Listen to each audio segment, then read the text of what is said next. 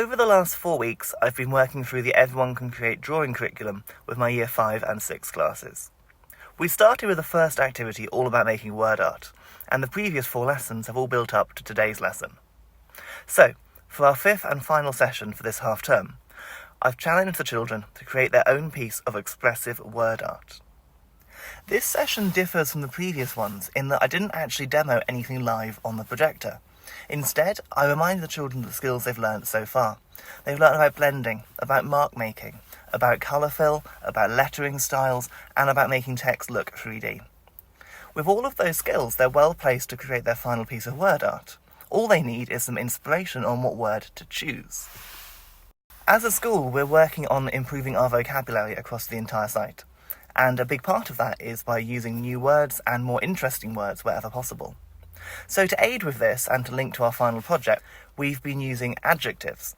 So I found a list of 100 adjectives online, put them all up on my iPad, and let the children choose one each. When they'd chosen one, I highlighted it so another child couldn't pick the same one in a different class. The trick with the adjectives, however, was that the children not only had to illustrate that word, they had to illustrate it in the way the word was describing itself. So if the word was chilly, they would have to illustrate it looking really cold and shivering. If it was smoking, they'd have to have smoke and fire coming off of it. If it was scared, they'd have to kind of make that word personified to make it look like it was actually scared of something. This proved a really fun and really creative challenge for our pupils. As soon as I'd introduced the project, I let the children know they would have the entire lesson to get this done.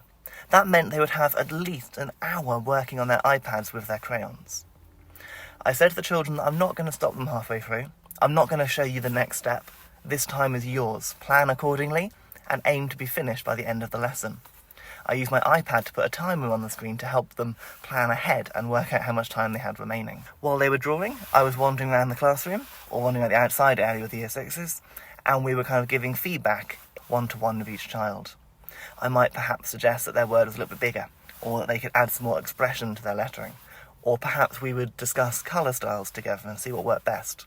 But that collaboration between teacher and pupil, I think, really helped push the children that extra step towards making their end product look incredibly special. So, while I've been talking, I hope you've been watching the illustrations on the right-hand side of the screen there, and I hope you can see just how wonderful this project has been for our children.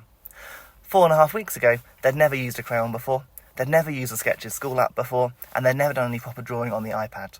But with the Everyone Can Create guides and that first block of lessons, they've managed to achieve these wonderful, wonderful pieces of art.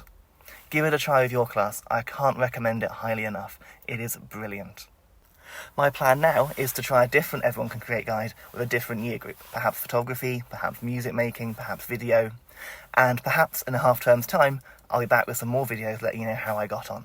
But until then, subscribe to my channel and check out all my other quick tips for teachers. See you later.